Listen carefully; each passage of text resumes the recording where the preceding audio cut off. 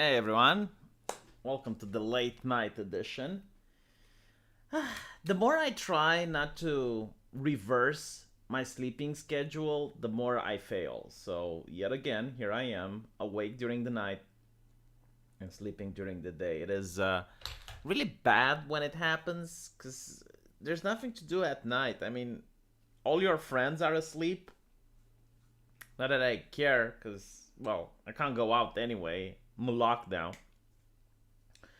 So all of our friends are asleep, but everything is closed. But again, not that I care, cause I'm locked down. And I mean, it's so boring during the night. Really, the only advantage is that you can work in peace. But I can't even scream. I like screaming in the microphone. It's fun. And yeah. So the reason I don't sleep is because I'm not tired. Okay, I just slept. I woke up at 6 p.m. Like, do you wake up at 6 p.m. and then you go to bed again? No.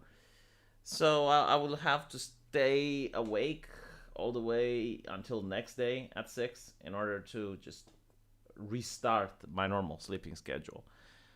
I don't know how people who are airplane pilots deal with this cuz like imagine being an airplane pilot. You fly from let's say Europe all the way to the United States and then the time zone is out of whack. Like how do you even go to sleep? It's just like ugh. So yeah, Romania is kind of in a lockdown. Like they require papers for you to go shopping. Like, look, requiring papers. This is something that I wanted to talk when more people get into the chat. But historically speaking, the idea of requiring papers from a citizen that is just minding his own business and like assuming that he needs to prove something is something that fascist countries do who are suspicious of their own citizens. So, like if you were to see a person that starts coughing and sneezing everywhere, it's like, oh, hey, do you have papers? Like, can we see your health certificate? Like, okay, that would make sense. But no, like, you need to ask papers from just people minding their own business, going shopping and whatnot. It's like, and the thing is, like, no one is actually talking about it. Like, it's, okay, well, when is this going to stop? Like, when is this going to end? Because it's not okay. Like, it's not like I understand the new normal trademark, but like, come on, how long is this shit going to last? Harassing people on the street, and it's kind of weird. Like, my God, like the mental dissonance, like the Democrats in the United States, which are some of the most powerful entities in the world. I mean, they control everything: the House, the Senate, and they're talking about asking ID for people to vote is racist, but like going shopping and required to show papers is not. Like I get why they're doing it, all right, but like I don't understand why people are okay with it. Like, what? Why aren't people just having a mental disconnect? Like, if you train someone like Pavlov's dog to react to stimuli when the light turns on, the dog has drool coming up. Like, if you train someone to go like asking someone for a paper is wrong, like why can't you just use that information and translate it into another era? And you can say, well, it's justified, all right, but like for how long? Where is the pressure? It's like, come on, tell us when is the expiration date on this. Do you notice that people don't even go with the expiration date on this? Like, it used to be a time when people would ask the authorities, like, all right, but for how long? Like, when does it expire? When can we go back to the wave? No one is asking that anymore. And it's really interesting because shouldn't even have these conversations on YouTube because again, like I'm not breaking the TOS, but you never know. It's not like they will say, well, it's scientific misinformation. Well, what the fuck is the science when it comes to the politics? Like, show me the scientific theory where someone needs to show papers, because that's what we're talking about. So yeah, there's that. By the way, fun fact, I should have put it in This Week in Stupid. So there was this politician in Romania, and he was informing people, and he was saying like, look, if we raise the number of people that get the poke, if we raise the percentage of people that get the Fauci ouchie, things will go back to normal. So people flagged them on Facebook for spreading misinformation. I would say it's harmful misinformation because there are other countries in the world right now with a lot higher percentage than Romania, and they're going back into Christmas lockdown. So no, like it doesn't seem that if you raise the magic number, if you look at the number and go deshi deshi basara basara, like some magical thing happens when it comes to politics, okay? And like that's what I'm talking about. Like with the legislation, suddenly it's like, oh, the spirits are rising, the ritual is complete, more people are getting it. Oh, now they got it. Boom, back to normal. Like no, fuck that shit. So people are flagging him, and he got banned from Facebook. Was funny, but whatever. It's just like at some point this shit will have to end. Like the thing is, like most people assume that it's the government versus the people. No, like there are a significant number of people in society, in some countries more than others, which won this. Like they won. Like look at Australia. The Australians won this. You know, like don't think that the default state of man is wanting liberty. And I can't even say that wanting liberty is necessarily the optimum thing. Like, no, there are people who want safety, okay? So if you have people who value safety more than liberty, I mean, what can you do, right? Like, if you happen to live in an era where people want more safety than liberty, it is what it is. Like, there's nothing you can do. The only thing you can do is to wait until the people who want safety realize, oh, well... I mean, a maximum security prison is pretty safe. You know, you get free healthcare, you get free food, you get everything. But yeah, the warden, he's kind of free. I mean, he's not safe. The warden isn't safe. He doesn't get free healthcare and free food, but he seems to enjoy life a little bit more than I do. And when more people reach that conclusion, then this shit will end. Okay, like that is the only way that it can end. When more people realize, it's like, all right, I'm tired of living my life in fear. I'm tired of advocating for things that are reducing my freedom and my liberty. I'm tired of seeing politicians being hypocritical. I'm tired of this and that. And I feel like the time is coming when the gas prices start rising because this is connected, right? Like this is all connected. At one point, people will connect the dots. It's like, why are the gas prices rising? I mean, it's not Jesus Christ that makes them rise. They weren't rising 3 years ago at this level.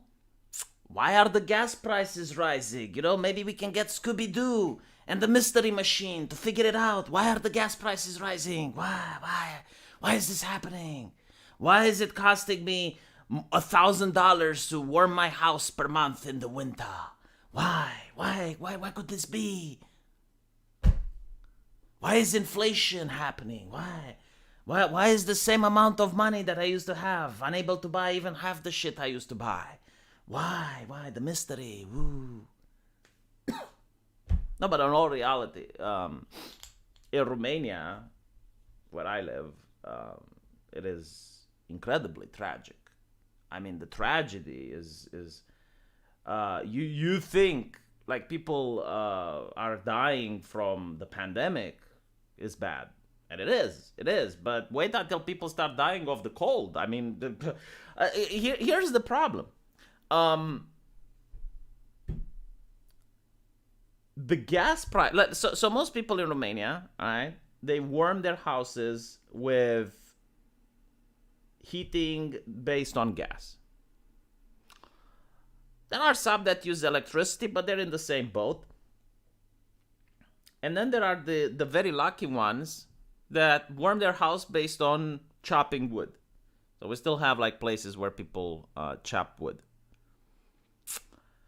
And those are the lucky ones because, well, for now at least, because I think like more and more people will go to the wood option if nothing changes. The price of heating your house has almost tripled. And the problem is that the reason it tripled is because the government actually puts a ceiling on how high the prices can go. But next year, that ceiling is lifted, so the prices can become 6 times or 10 times as big.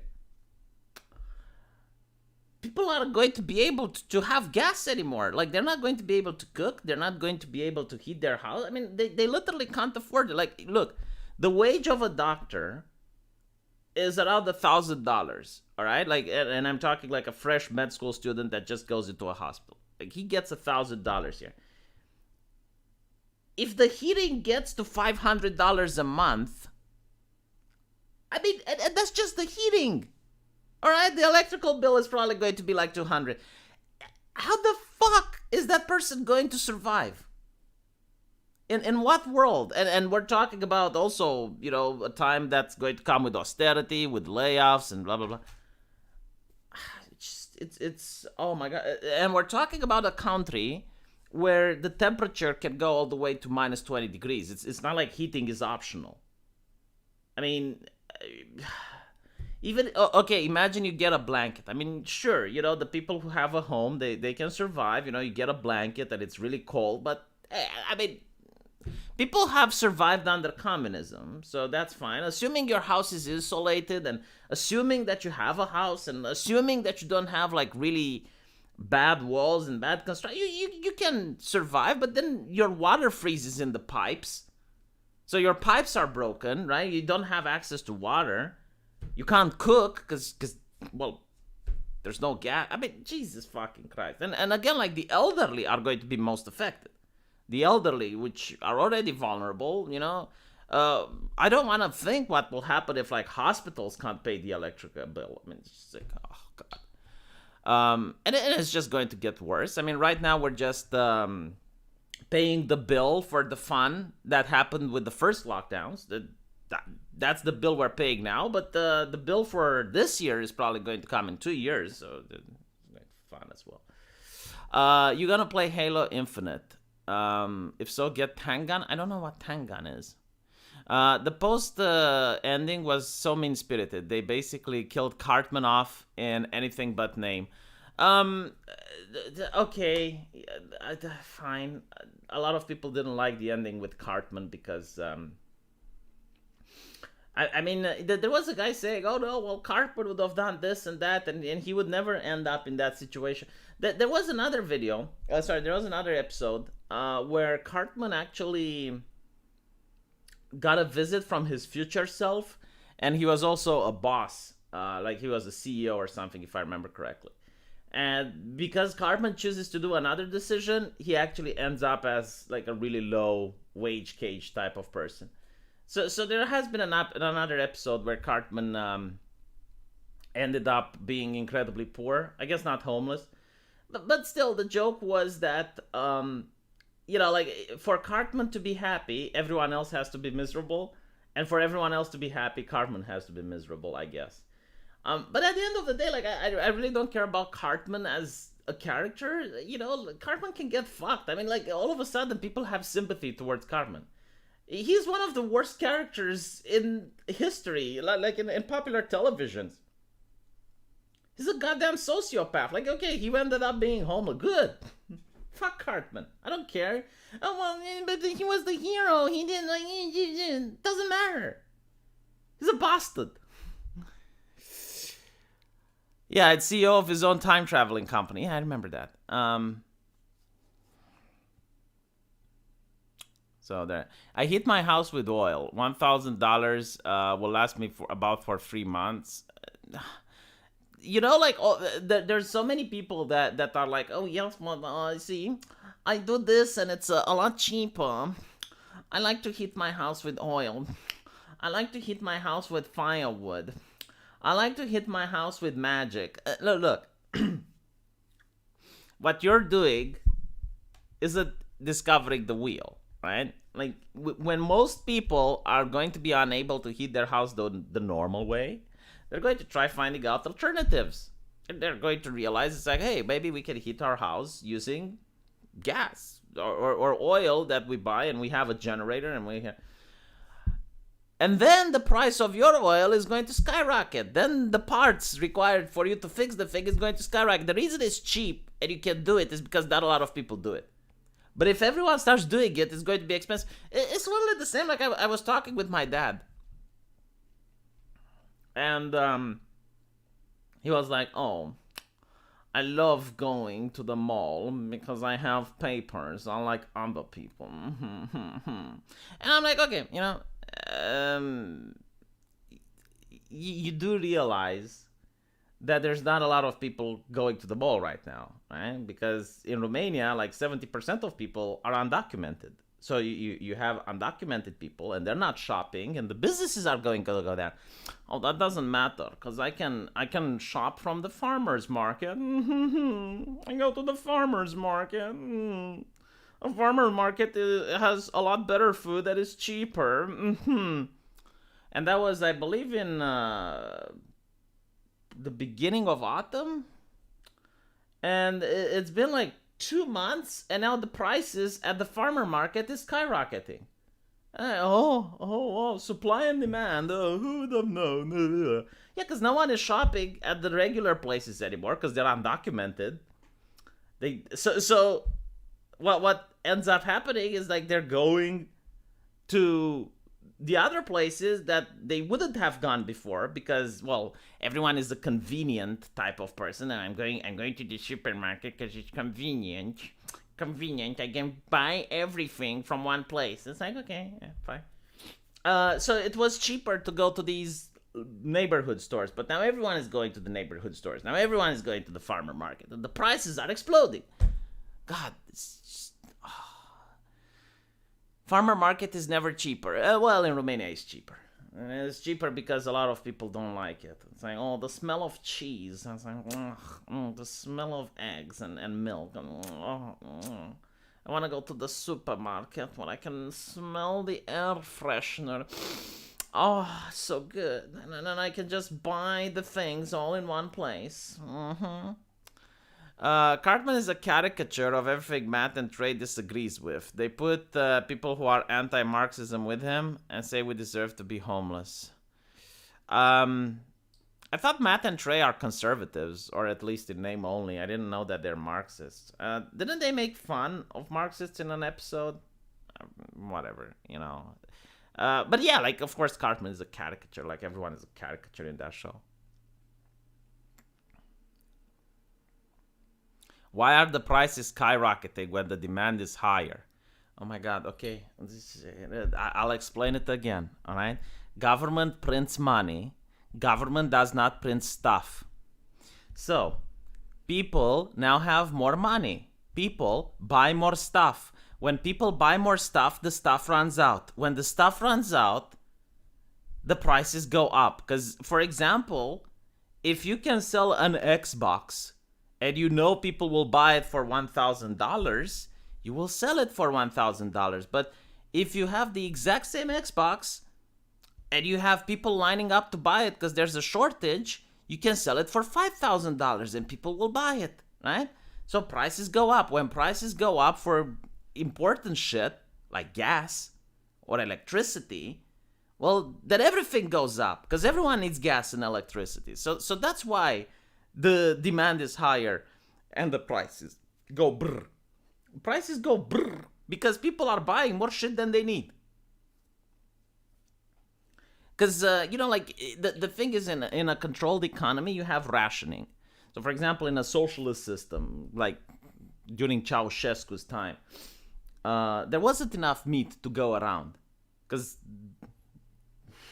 the imbecile dictator was selling it all on exports. So for the people inside the country, they were starving. So he had to ration things, right? And you had a checklist with the days of the month. I mean, let me actually see if I can find it. It was like the worst atrocious thing. I'm pretty sure Apple would have made an app for it.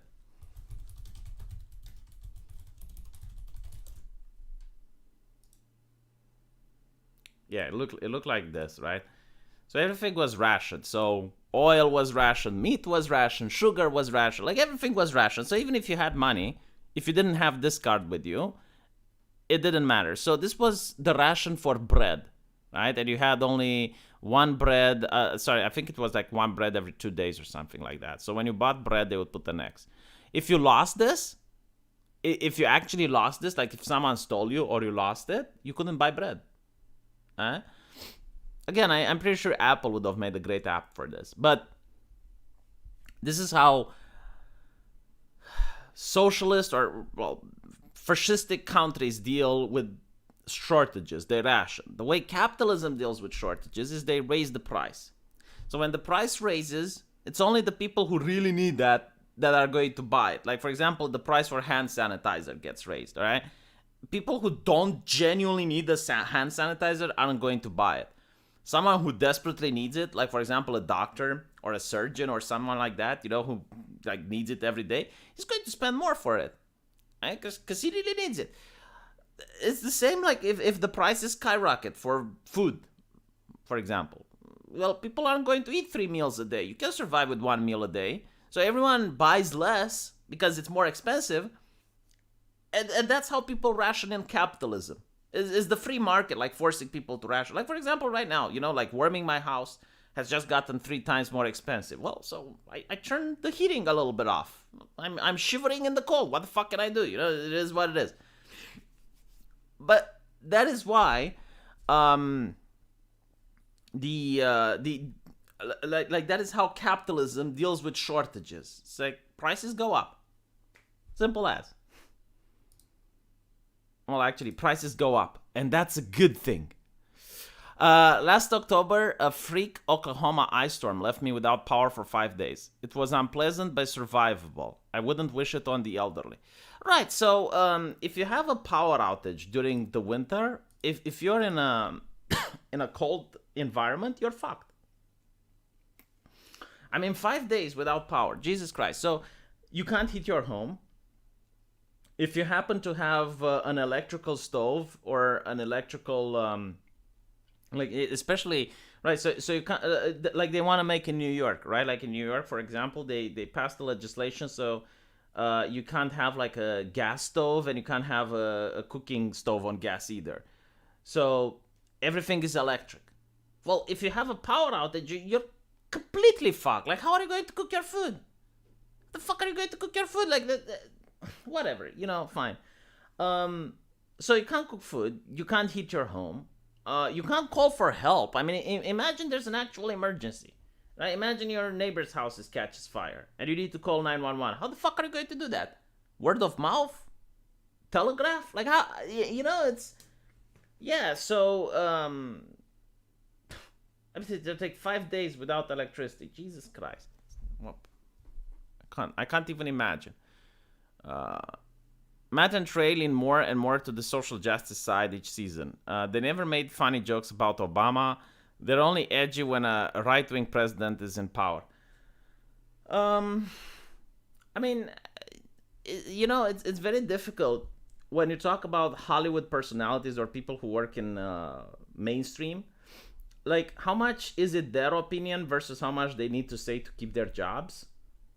Because that's also an interesting thing, right? I mean, if Matt and Trey would start, like picking on Biden right now and just, or mocking the pandemic or something like that, but not subversive, like just openly mocking it. Do you honestly think they would still manage to maintain their show? Right? So like if Matt came out with the MAGA hat or something, like I'm pretty sure he would get fired. So... I mean, we can have a conversation whether or not what they're doing is honorable. And you may say, if more people would speak out, maybe the culture in Hollywood would be different, I guess. But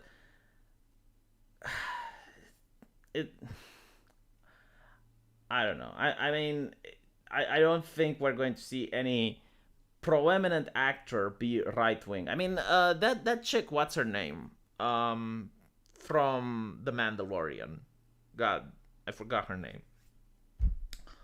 But you guys probably know who I'm talking about, right? I mean, she was just like so milk toast right wing. I mean, I would like for her, Tucker Carlson was an extremist. From her point of view, Steven Crowder is Hitler. I mean, just like she was just so milk toast right wing, and despite all of the we need women in positions of power and we need women to be represented more. Yeah, she got the boot. Gina Carano, yeah, that's her name. She got the boot. So if Gina Carano gets the boot for like the most milk toast, most mildest thing, well, I'm not going to expect any person in Hollywood right now to be right wing, or to start making fun of Obama or Biden. Um,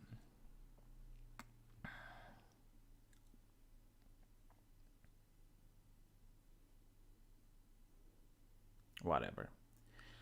We have diesel engine kits to run on used cooking oil, and it's not bad for the environment. Why are car companies not marketing them?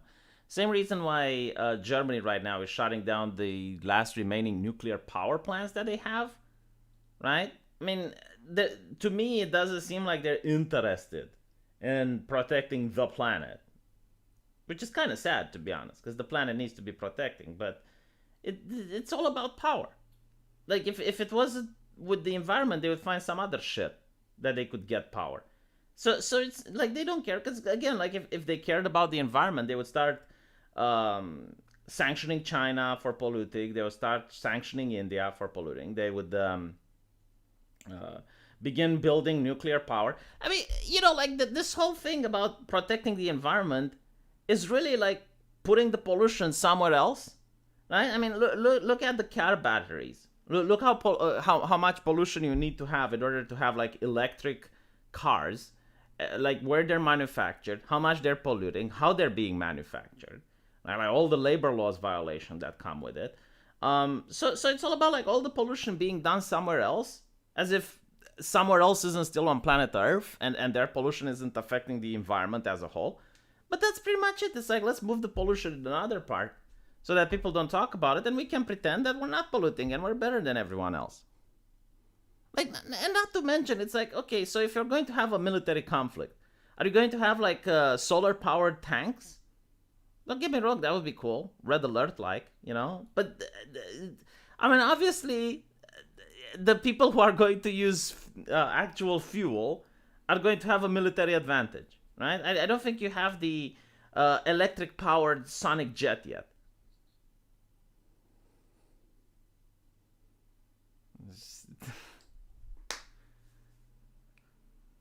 Yeah, it is out of sight and out of mind.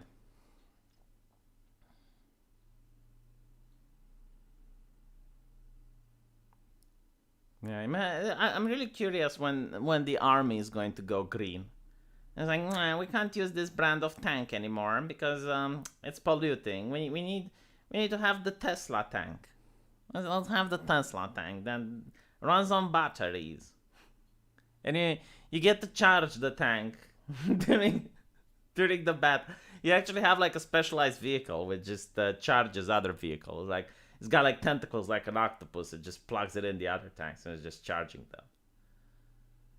God damn it! It's just like, but like the moment like you even do a little bit of glimpse into this is why I don't even try to argue whether or not climate change is real or not. 'Cause, like, first of all, I'm not a scientist. Like, I generally don't know. Okay, but secondly, when Facebook comes with like, oh, this is protected opinion, yeah, fact checkers are protected opinion. It's like, okay, well, fine, protect your opinions. I don't give a fuck.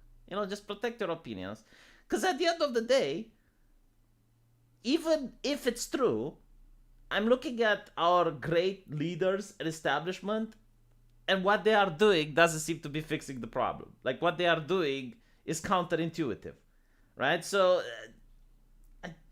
fine, whatever. It is so interesting that I think genuinely people don't look into it. I mean, my God, I know so many people who voted green in Europe, especially in Germany. Like, Germany was just the most green infused demographic when it came to voters. And it's like, you actually got to speak with the German, and it's like, why did you vote green? Oh, because I don't like the other parties, right? Like, they don't like the SPD, and they don't like the AFD, and it's like, okay, so why did you vote green? Oh, because it's with the trees and nature. And it's like, no, they're communists. It's like, what are you talking about? And look at their platform, man. Look what they're trying to do.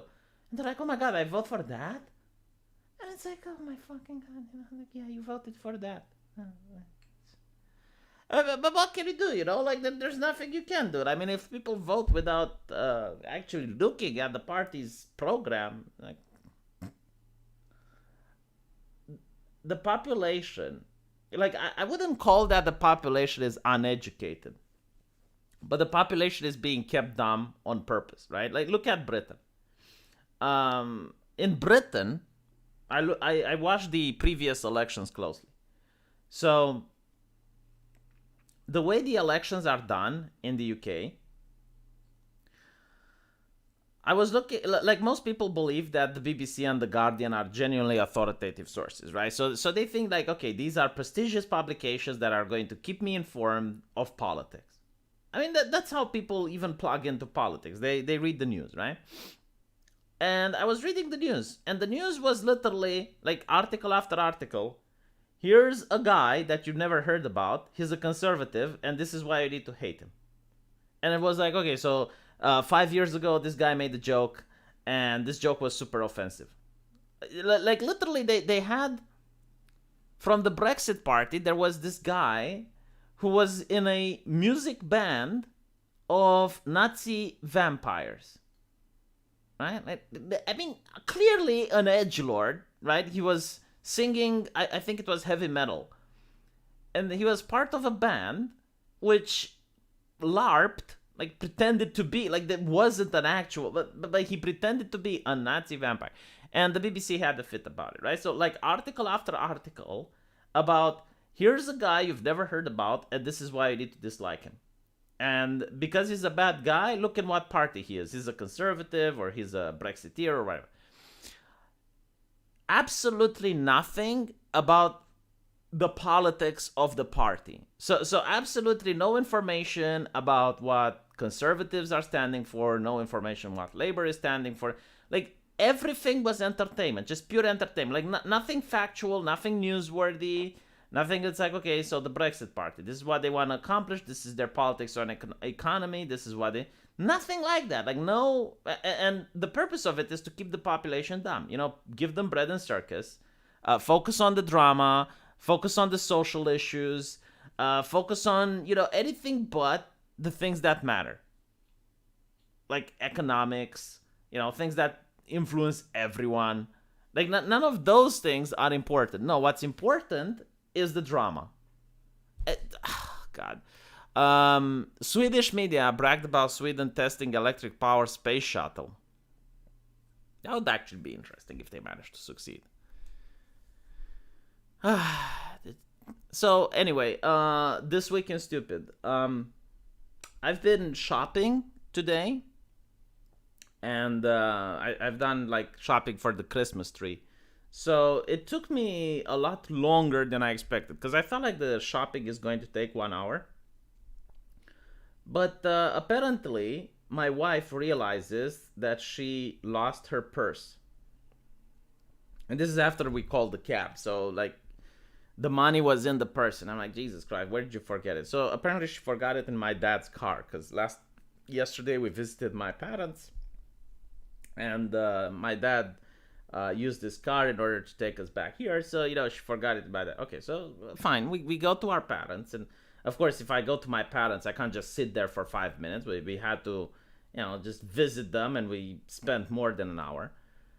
And then at shopping, she realizes that she lost her credit card. And I'm like, how? Like, woman, what the fuck? And by the way, like shopping, it took her more than an hour to pick the Christmas tree and the Christmas lights. And by the way, it's a beautiful tree and beautiful lights, but fuck me, 1 hour. So,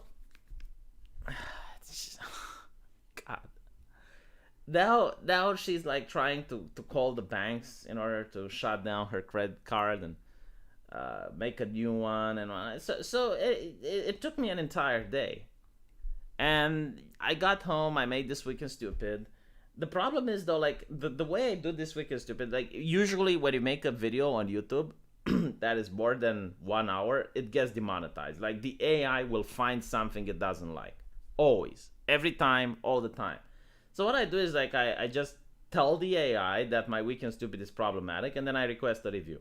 And every week is just like, okay, they look it up, they check it, and they realize, oh wow, this guy actually doesn't break TOS. Yeah, don't break TOS because I don't want to break the OS. And they monetize it. So I do this Wicked Stupid usually on Friday. I upload it on Saturday. I tell them it's problematic. I request a review. By Sunday, it's done. But I did it now. So for some reason, the reviews are taking more than usual. So hopefully tomorrow it's going to be checked. If not, the day after. Like, the thing is already done, but it just takes time, I guess. How does that one do that? Spend a full day shopping? I know, but like let me tell you, I haven't been out of my house for ages, so this was enjoyable, believe it or not. Like, I actually enjoyed shopping for a day. And there were like a lot of shopping to be done. I mean, we had to buy gifts for the family. We had to buy a Christmas tree. So there was a lot of work to be done. But unlike the social justice activists, I actually finished the work. Okay, the work to be done was actually finished. There is no more work to be done. Unlike the activists and the bureaucrats, the work is finished. It has been completed. Very expensive though, like incredibly expensive. Everything, like, I think it's because I haven't gone shopping for a while.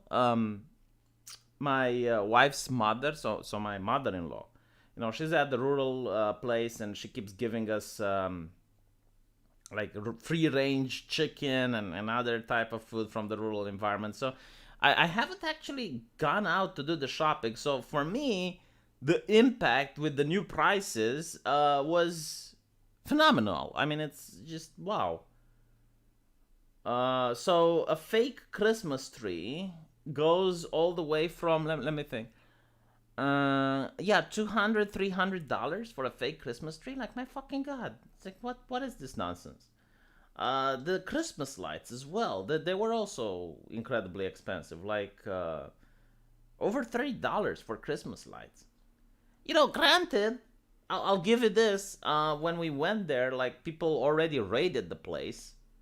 Believe it or not, like, you would go to the place where you needed to find the Christmas lights, and there were like only 2 boxes left. So maybe like everyone took the cheap one first, and that was the only expensive ones. Yeah. So oh, look, Bering is here. Apparently the Australian Prime Minister allows him to speak. Hey Bering, if you want to come on, you're welcome to. But my god, like, what's going on in Australia is really fucked up. But then I look at it, and it seems like the people in Australia want it. Like, they literally want it. Not everyone, obviously. I mean, there's a lot of people protesting in Sydney, but all in all, like, no, like, most people agree with it. Like, you look at polls and surveys. Jesus fucking Christ. Okay, well, if you want it, I mean, it's going to be a couple more months like this, and then I'll see Bering and Sugar Tits trying to escape to China, like trying to find asylum in China because they're being persecuted in Australia, and like China can offer them freedom. Yeah, maybe for the first time in human history, you're going to have people from a capitalistic nation going into China. It's going to be interesting. It's like, why are you in China? Well, we like freedom. It's going to be like, like the protests in Hong Kong where they were waving the American flag. You might get protests in Sydney where they're waving the Chinese flag.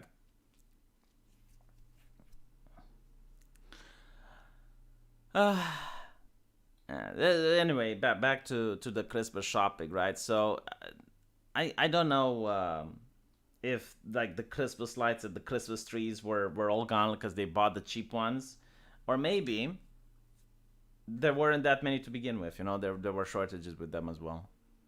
Instead of buying a tree, why not buy a colored paper and cut it to a tree taped to a wall?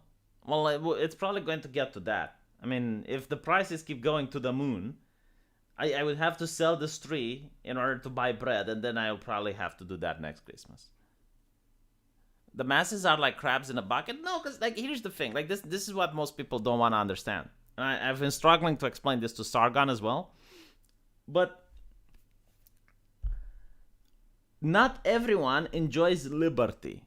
Okay, like the concept of freedom doesn't appeal to a lot of people. And by the way, this is not abnormal, this is not wrong. Like, there is no question that has a correct answer whether or not you want freedom or liberty or safety, right?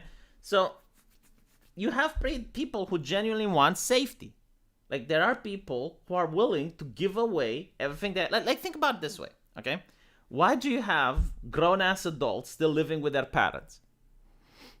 And I'm not talking about like someone that's poor and doesn't have the chance to move out. No, like you have people who live with their parents, they have a job, they could rent a place, but they choose not to. They want to live with their parents. Why? Because they want that safety. Like they want someone else to worry about paying the bills. They want someone else to worry about shit. So there are people with the mentality where they like following orders, for example. You know, like they want someone to tell them what to do, and they just want to do it. They don't want to bother making decisions, because if they make decisions, they can make the wrong decision. But if you're the type of person that just likes someone else telling you what to do, then you have that mindset that is more oriented towards safety. You're more oriented towards the group. And, you know, like, again, like until these people don't realize the economical damage that they're doing, and they're going to realize, like, oh shit, you know, the gas is going to cost $10 a gallon. Until that doesn't happen, then they're just going to keep doing it, you know. Like, and by the way, like I'm completely aware that my ideology isn't perfect either. Like, if you had people that valued absolute freedom, and you would have like a government that is weak and ineffective, well, other nations are going to steamroll over you. You're going to have like, I mean, you know, like the idea of anarcho-capitalism is also a funny one. Like, imagine just a neighborhood where you'd have like 10 water companies, and they're plugging pipes all throughout that neighborhood, and when you want to repair a pipe, you have to dig, and there's like 100 pipes buried one under another. Or not to mention, like, even like the frequency, like from what, okay, airplanes, all right, like airplanes, they fly at different altitude based, like one company, for example, like sets their altitude at one and another, so that you don't have planes that crash into each other, right? Well, in anarcho-capitalism, you wouldn't have this legislation. Like maybe a company wants to fly airplanes or whatever, you know, like, because I'm pretty sure like you have an altitude that's very effective at flying. It's cost effective at flying at that, for various reasons. But you know, like people just, I think like they auction the height where they fly. But anyway, should I yell out Joe Biden did this whenever I get gas? I think everyone will know what I mean. So, yeah, like word language is very effective. For example, I'm gonna, instead of saying green pass or whatnot, just say undocumented, because like the left already coined the word. So just say, you know, like undocumented people. Like, yeah, they can't go to the mall. Why? Because they're undocumented. They can't find work. Why? Because they're undocumented. It's absolutely true, right? Like, you don't have the papers to prove that, okay? So, yeah, these are undocumented people. Just use that. Instead of saying the R word, right? Like, the R word is now a slur, I understand. Which is kind of weird, because in Romania, it's actually very common. It's kind of like how the word cunt is very common in Australia, but it's very offensive in the UK. So, you know, the R word. Yeah, I just say progressive now. It's like this guy. So for example, there was this article with a Jewish woman from Israel. So this Jewish woman from Israel, in order to avoid having, like getting COVID from her money, she put bleach on the money and put them in the microwave. And apparently, like, had she just put the money in the microwave, nothing would have happened. But because she used bleach, the bleach started boiling, and it ruined her money, right? That is such a progressive thing to do, isn't it? That is very progressive.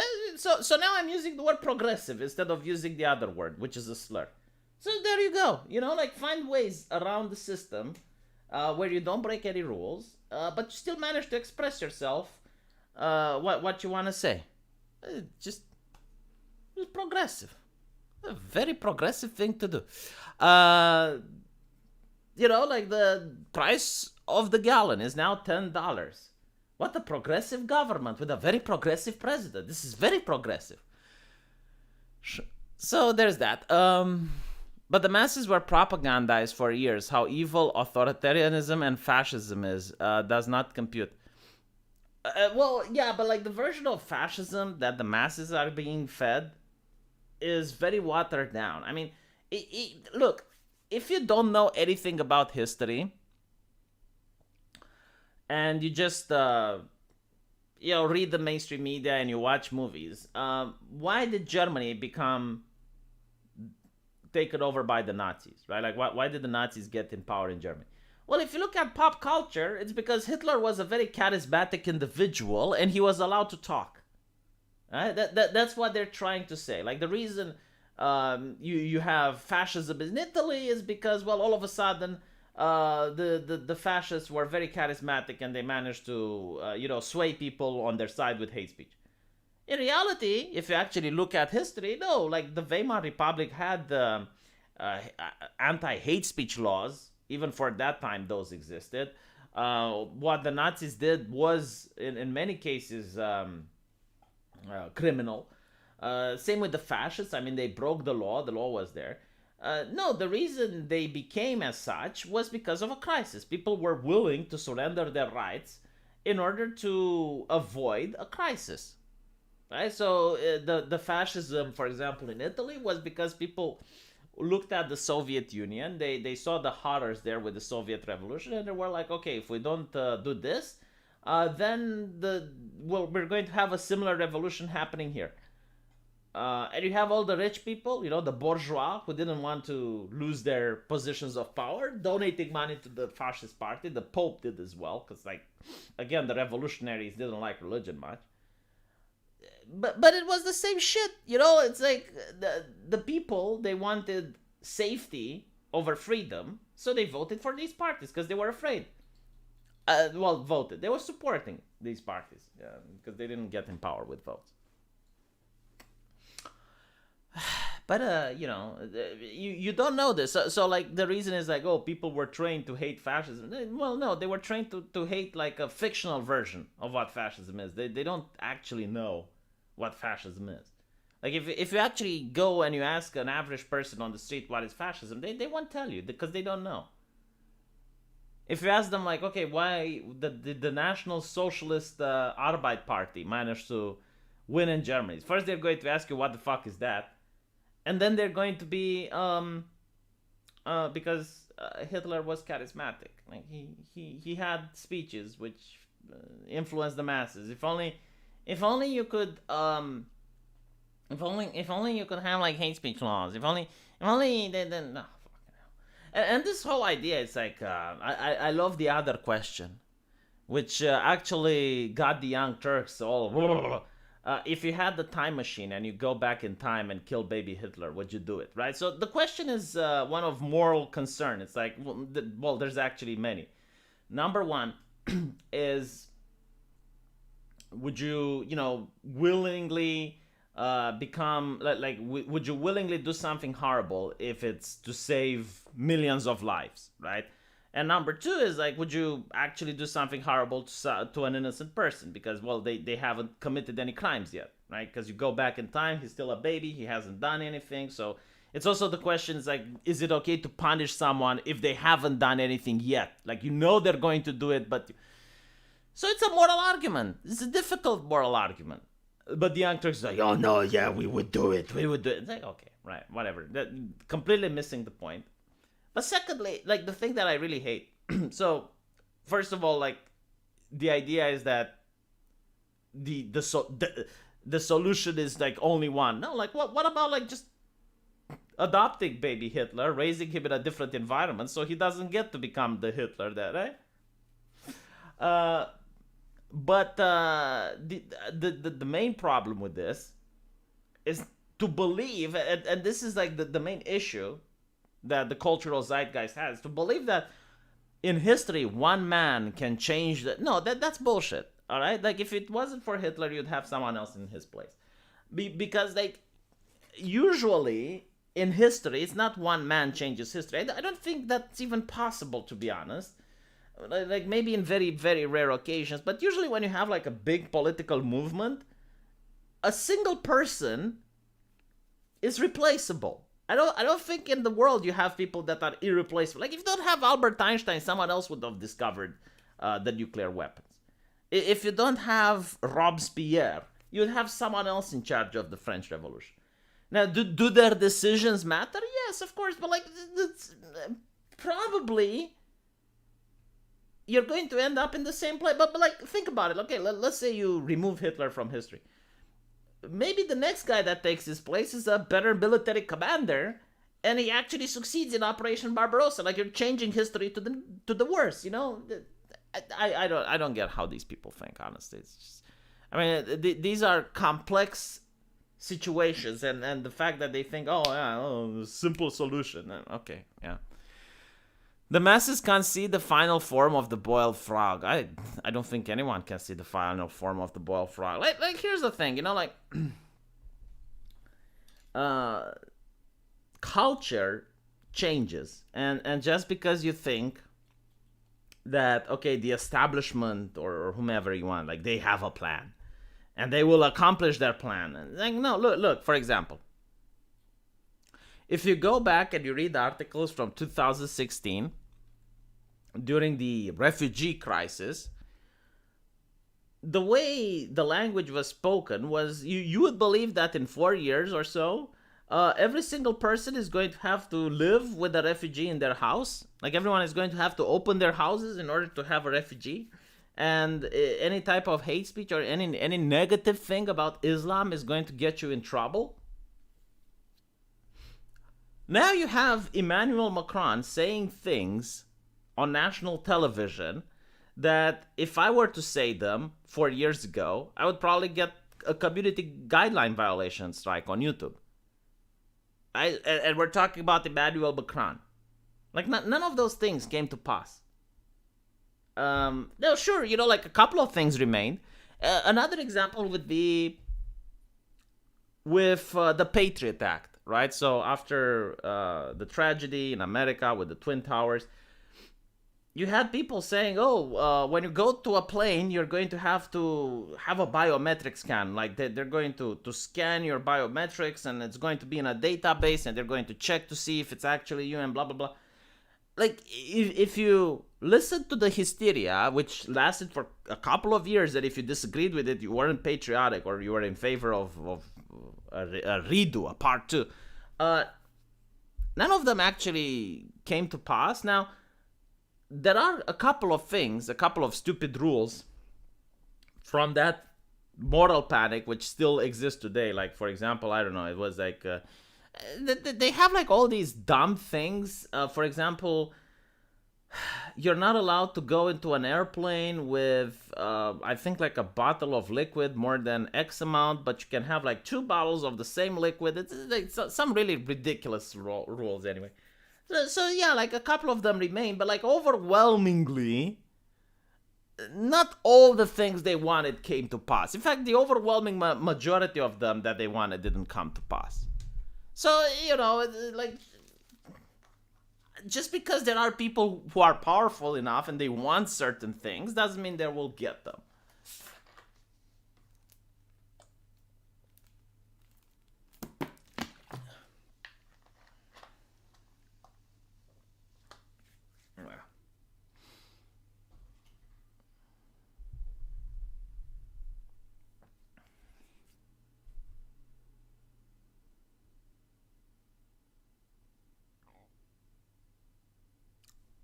Let me see what else we got.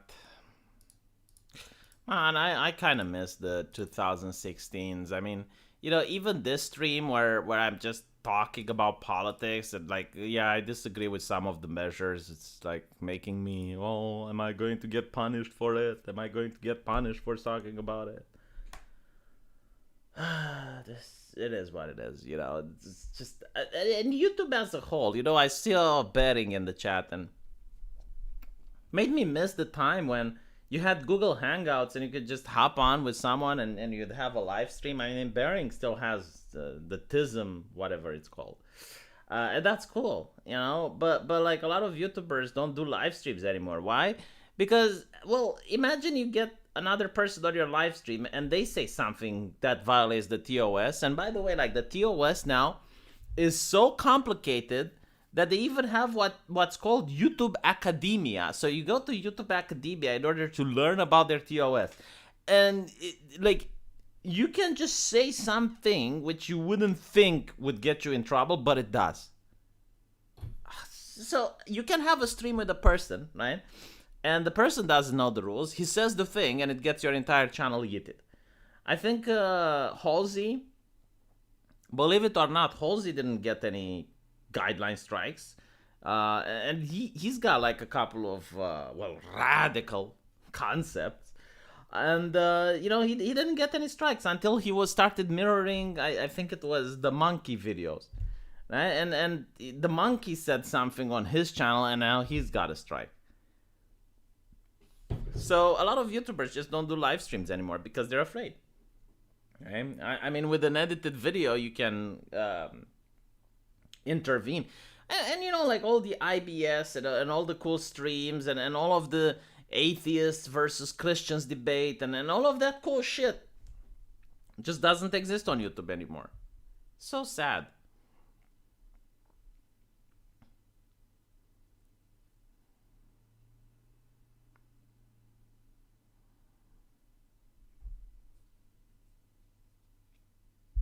In an alternative world, Japan left Pearl Harbor alone and joined Germany in Barbarossa. There is actually a channel, I forgot what it's called, but they talk about, they look at history and they don't just talk about the political zeitgeist. They look at, okay, the war was done because of economical reasons, and this is why the Russians did this, and this is why the Germans didn't do that. And they actually explain why the Japanese were afraid of attacking Russia. And apparently, like they actually analyzed like what would have happened if if Japan and Germany would have attacked Russia at the same time, and he came up with the same outcome. Like they would have lost the war anyway. So yeah, the problem with Japan, and a lot of people don't realize this, is that their military was actually at odds with each other, right? So you have the soldiers, right? Like the actual Japanese military, and they were at odds with the naval military because the naval were like, oh no, we're the most important ones because we dominate the sea, and if you control the sea, you control the war. So they believed that, and because of that, they would compete times and times with the actual army. And then you have the Air Force, which was brand new, and everyone was shitting on the Air Force because it's like, oh, what do you guys do, right? So it was like an infighting between the three branches of military, to the point where it's a wonder that Japan actually managed to, I can't even say like do so well during the war, but still, I mean, they did have a lot of victories. So it's a wonder they even had those.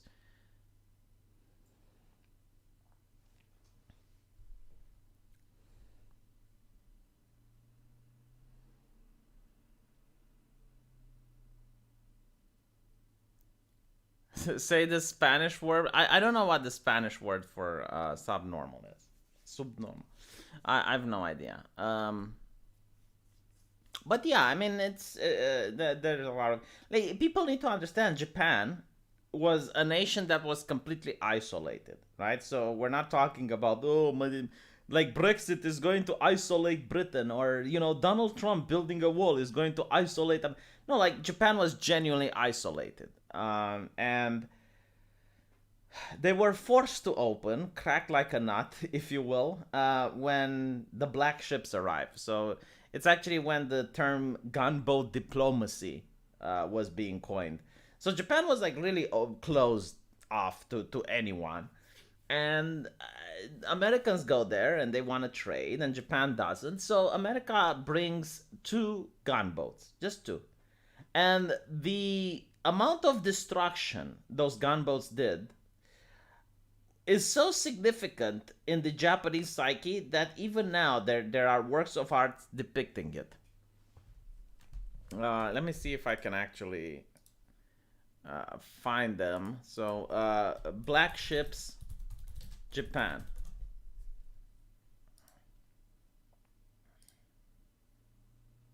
Yeah, just do that. Black ships, Japan. I don't even know if I can show it on YouTube because they might be muy problemático.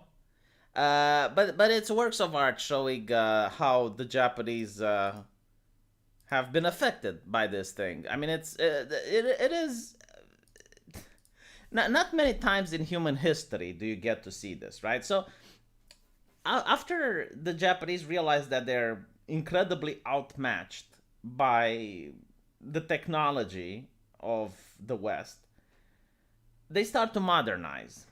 And the problem is like they get access to technology, but they still have the medieval thinking, right? Because you have this country that was isolating itself for so long.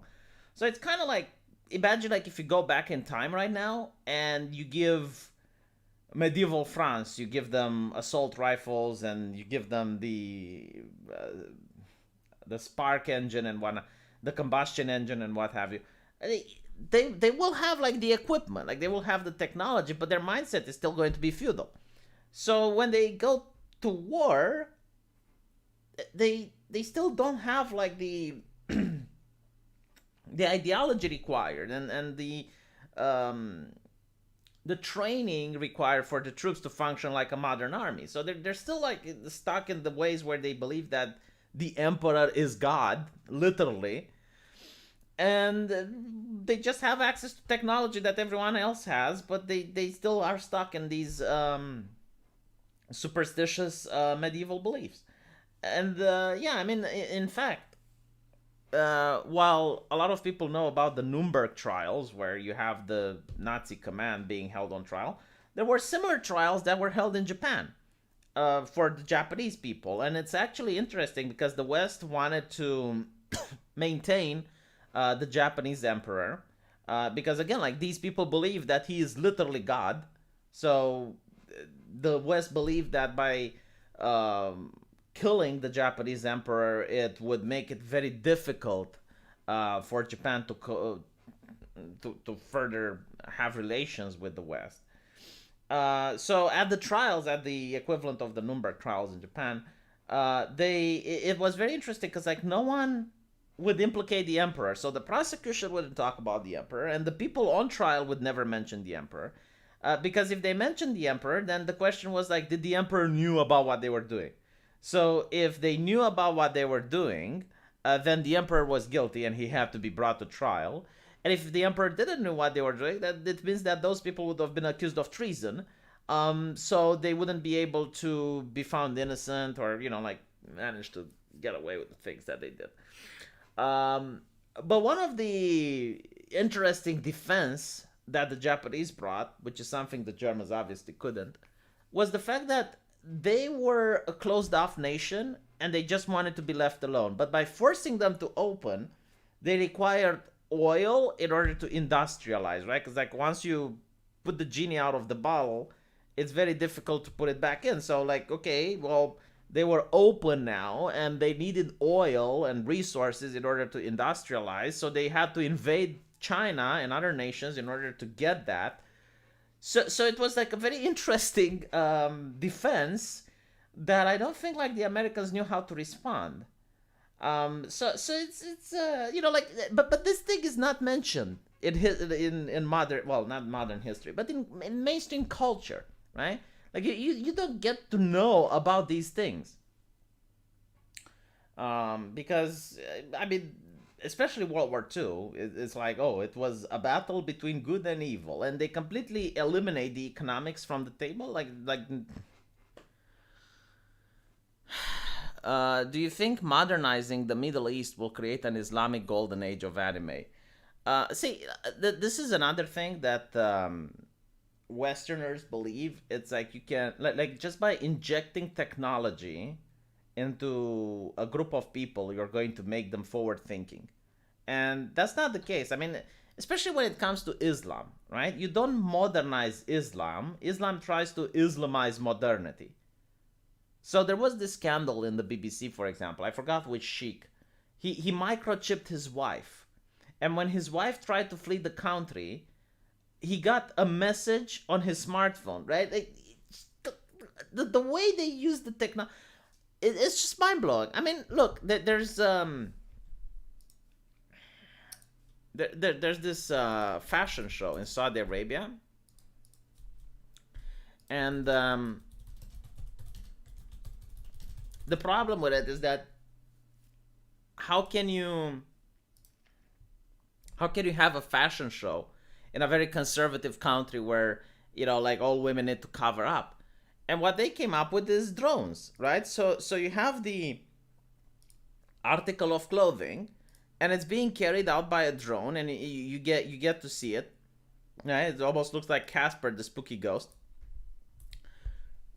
But like that's what I'm trying to say. It's like you don't modernize Islam. Islam Islamizes modernity. I don't think like Islam will never reform because you have the Arab Spring. I mean, the potential is there, but I don't think it may happen anytime soon. I mean, see, this is another thing that Westerners don't understand. They think it's like everyone wants democracy. It's like, okay, but what do you do when you ask people to vote and they vote that they want Sharia, right? Which is a dictatorship, pretty much. Like it's a theocracy. What do you do then? It's like, okay, like, oh, everyone needs to want democracy. Okay, so people democratically elect a theocracy. Like they want that. Well, checkmate. I mean, there's nothing else you can do. Just leave those people alone. Let them live however they want to live. I mean, it's kind of like how Star Trek envisioned. Like Star Trek actually had the correct idea. It's like, okay, well, until people discover warp speed, we're just going to leave them alone. Like that's pretty much how Star Trek was. It's like, okay, but those people are destroying themselves. Like we don't care. Not our trouble. Like just allow them to do their thing. I think there was like one exception though to the Prime Directive in Star Trek. I forgot what it was called, but in Voyager, like this was actually very interesting. You have there was an element within the Star Trek universe which was capable of creating great energy. So it was like kind of like a nuclear fusion, right? But this element was really unstable, and if done improperly, it would have destroyed entire galaxies. So not galaxies, but like sectors of a galaxy, right? So if any starship from the Federation would have discovered that a planet is tinkering with that shit, like if it was like a signal that they found a planet which is like using that element, they would immediately cancel whatever it was they were doing, and their mission was to destroy all the research and stop that planet from experimenting any further. So the Prime Directive didn't apply. It didn't matter if the civilization had warp speed or not. But I love how practical they were, right? Like I love how pragmatic the people who made Star Trek were. It's like, okay, let everyone do their thing. Everyone has their culture, and if they haven't discovered warp speed, just leave them alone. Don't interact with them. Let them discover warp speed, and then we talk with them. But if they're tinkering with that shit, which can destroy the galaxy, fuck all that. Like, no, just gonna go in and make sure you take them out. Did you ever heard about John Titor time travel urban myth thing? I don't know what the time travel urban myth with that guy is. The Omega Directive, yes. Yeah, that was it. The Omega Directive. Yeah. So they were having like the Omega particle, and the Omega particle was an element which was capable of creating. I think it was like pretty much like non-stop energy that's recyclable, like infinite energy, pretty much. Like with the Omega particle, if you actually did it properly, you would solve the energy problem. But the issue was it was so unstable it could actually take down entire sectors of the galaxy, right? Oh no! It could disrupt warp travel. Yeah, that what would do it. It was like it would cause a shockwave which would disrupt warp travel across the galaxy. So it would affect everyone, and because of that, whatever they discover, like any civilization tinkering with the Omega molecule, like they would just instantly just have to stop doing whatever it was they're doing, and just focus on taking down that stuff. Probably make a video about it because it's really cool. Let me see if I saw your super chat. Oh, no, I haven't. Salarians uplifted the Krogans. I actually like the story between the Salarians and the Krogans. Was especially when you find out that the Salarians were actually still messing with the Krogans because the Krogans managed to survive the genophage and they were adapting to overcome it. So the Salarians kept updating the genophage.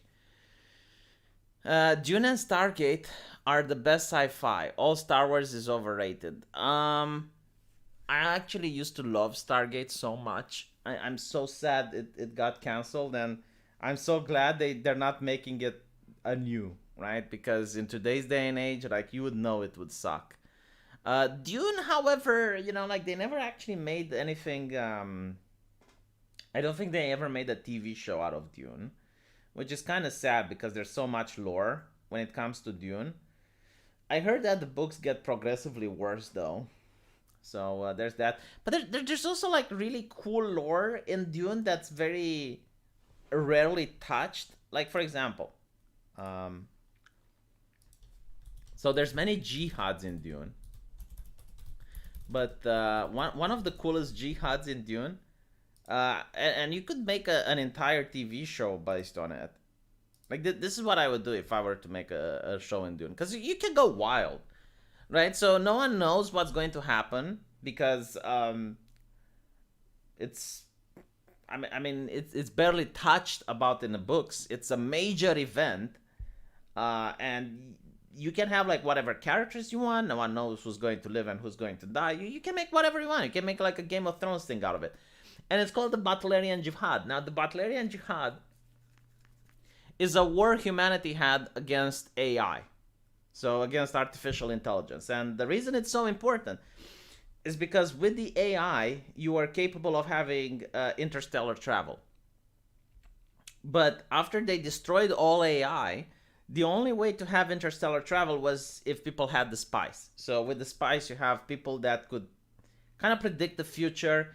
So they knew how to avoid warp traveling into a star, right? So then you have the Space Guild, and that's when the spice becomes so valuable and blah, blah, blah. But the Butlerian Jihad is like when they took the AI out. And like, you can just go wild. That's how I would make a TV show. And you can make even the AI be more sympathetic. Like, you can make just Battlestar Galactica in Dune if you want. Oh, there is a sci-fi on Dune. I didn't know that. But like, the thing is, it's kind of difficult to make sci-fi and whatnot when people know what's going to happen. Like if someone read the books, this is the problem with book adaptations. People read the book, they know what's happening, and they have expectations. So when you do the TV show, if you stray from the books in order to, like, try to surprise people, oh my god, they stray from the book. The book is so much better. If you keep with the book, oh my god, they didn't do this and that was in the book. Like, here's the thing.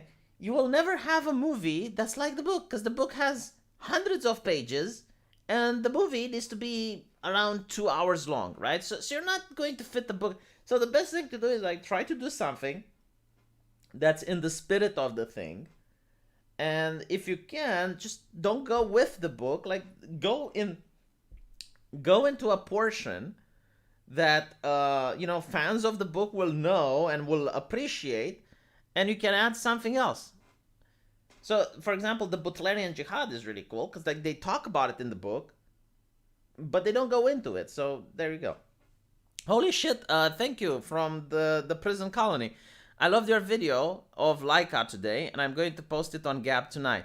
So Laika is the reason I chose Laika, because I think it's important with today. Like, people don't realize just how many times in human history governments have misinformed the people, and at the same time, the people speaking the truth, or they were pushing misinformation, were being punished. So with the Laika, you have the Soviet Union trying, and this is the thumbnail, by the way, but they're putting the first dog into space, right? So at the time, the idea of animal rights wasn't popular at all. But it's not even that. Like when you think about it, they didn't even have to do it because like they did the math and they knew humans would survive in space. But I guess like they wanted to have the dog into space, so the scientists can say, "Oh well, we created we broke the glass ceiling. We did something that no one did before." Although, like I think there were dogs into space, but there weren't dogs that orbited the Earth. So there you go. And they come up with this thing where they're like, oh yeah, well, we're going to do this, and the dog is actually going to have a painless death because reasons, like it's going to be deprived of oxygen or whatnot. Like fine. So when they actually send the dog into space, it seems to be like they miscalculated the heat shielding, and because of that, the dog just cooked to death, right? Like Laika died when before even reaching the outer orbit. So they lied to people, and this blows my mind. It's like, why would they lie to people? Because they didn't have to. Like it was something of national security. I mean, the launch was actually successful because the dog did get into orbit, but it like everything, like literally everything, they had to lie in order to make the politicians look good. That's literally it. Even though like the politicians had nothing to do with the project, right? Because like the politician wasn't the one leading the project. But like they could have said, it's like, well, this happened and we learned more, which is why we did the experiment. It was to see the safety and blah blah blah, and now we know more. No, they didn't do that. They actually lied to people. Like, oh, the dog is fine. Like, yeah, sure, the dog is like now right now it's in outer space, and it's um. Let me see. Oh yeah, I got another super chat above the last one. It seems Islam will just get syncretic with communism at best. Syncretic. I need to look at syncretic. Syncretic. This is blew my mind. Syn with an Y. Swinecritic. Is the combining of different beliefs and various schools of thought. Syncretism involves the merging or assimilation of several mythologies. No, get the fuck out. You'll never see communism in Saudi Arabia, right? Like the only way you can have like syncretism between Islam and like I guess communism, if you will, is in the West, where you have multiculturalism. So the way it works is that you're going to have like communities that isolate themselves and live based on their own beliefs. So look at the Amish in the United States, right? The Amish, especially like the Amish women, right? They have the same rights that all women do in the United States. I mean, legally speaking, they have all the rights. But in reality, they're isolated in those communities. So they I mean, if for example their father dies, right? They have their own way of dealing with inheritance, or in the case of a divorce, they have their own way with dealing with that. So if a woman would just go to the authorities, like first of all, it would be very difficult for her because like those communities are isolated. But if she would seek help from the authorities, she would be shunned away from the community. Like they would isolate her, and then she would be like imagine living in a place where no one wants to talk to you, no one wants to hire you. Like you would be canceled, right? Like that's what shunning is, promote like cancel culture. So the person that you live with kicks you out of your home. The people around you don't want to talk to you or associate with you. They don't want to give you a job, right? So the only solution is to live that community, which is very difficult. So many people don't. Now, there's a lot of places, especially in France, where people who are Muslims, they do the same thing, right? So they get into their own communities, and even though like they're like everyone still benefits from French law, they follow their own ideology. So, for example, again, in the case of inheritance, right? If a woman doesn't like what the imam says about inheritance and she goes to an actual French court, well, she's going to be shunned away from the community. And the idea that Islam and communism go together. I mean, the members from the communities don't actually get affected by the progressive policies, right? So they don't care. They view it as it kind of benefits them because it gives them power. So they get like affirmative action and they can get some free welfare and other stuff, right? So they view like it's power empowering them, but they don't agree with it. I mean, look what happened in the UK when you had the protests against LGBT in school. Like overwhelmingly, the people leading those protests were Muslims, right? Because they disagreed with it. It's like now it's affecting them, so now they actually care and they will actually speak against it. Like they don't agree with that. But other than that, they shut up if it doesn't affect them. They don't care. What's more likely, communism, Islam, or communist nation? Nothing, because communism is anti-religion. Like communism is enforced state atheism. They think religion is the opium of the masses, and they have to think this way because religious people, they they do things which they don't need to explain, right? So, for example, if you're a religious person and you try to ration with a religious person, it's like, hey, like this is actually good, it's not hurting anyone, he would be like, no, I'm not going to do that. Why? Because God said so, that's why. And there's nothing more to discuss, right? Like, this is what communists do. It's like they will try to get you to explain your position, and if you can't articulate it, then they will say, well, you're irrational, right? So you're a bigot or whatever if you can't prove your position. A religious person will go, no, God says so. Right? It's in the Bible. It's in the Quran. It's like, I don't care. God says so. So you can't push your ideology on religious people, which is why they try to deconstruct religion. What do you think of the missing cosmonauts theory that Yuri wasn't the first man in space? I don't know. I do know though, like there are recordings, and there have been I believe I don't know what's official and what's conspiracy theory, but I do know like some people from the Soviet Union did die. And think about it this way: if they lied about a dog, why wouldn't they lie about the human? Right? So, I think there were like there was this guy I heard in a documentary which knew that like the thing in the Soviet Union you need to realize is that a lot of people lied in order not to get into trouble. So for example, if you're an engineer and you knew that something is bad, if you talked about it, like if you started talking about it, what would happen is that you would get you'd get in trouble with the authorities, right? So the correct thing to do was to say, oh no, everything is fine, and then pass the problem on to someone else. So this guy, like, he was an engineer. He knew that the way the system was constructed was faulty. He knew that if he's going to fly into space, he's probably going to die. And the reason he didn't choose not to fly was that if he chose not to, then one of his friends would have flied instead of him.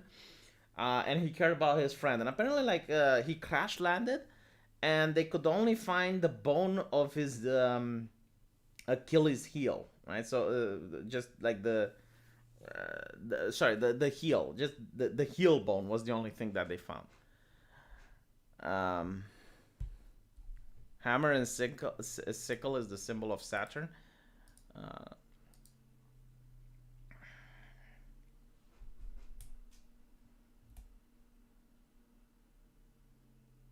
Hey, you're right. Yeah, hammer. Let's see if I can find the actual case. So,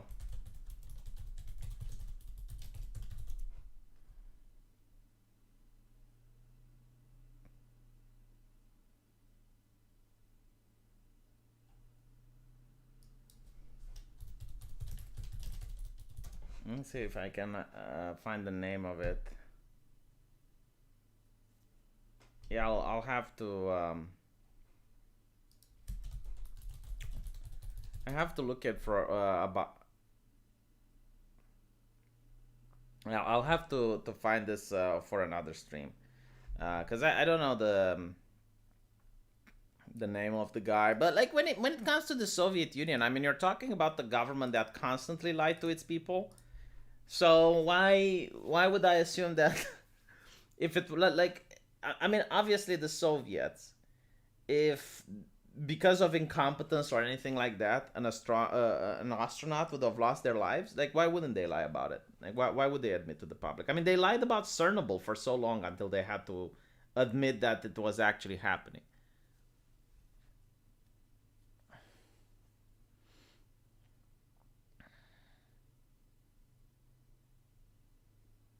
Have you watched the podcast on Lotus Eaters about Vlad? No, I haven't. I'm sorry.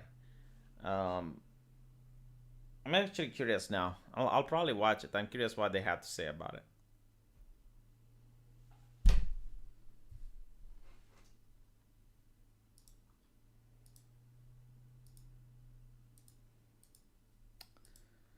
All right. I think I should go to bed now because it's been 1 hour and a half. Thank you guys for listening. I appreciate the super chats. And yeah, hopefully I'll upload this week as stupid tomorrow. If they actually finish checking it. It would be really weird if I upload it on Tuesday or Wednesday. But I'll try to I'll try to. And yeah, I meant that. Thank you so much for all the super chats. Like I hope I'm not causing a hole in your wallet, man. Like every stream you're giving me money. But anyway, right. Thank you guys, and I'll see you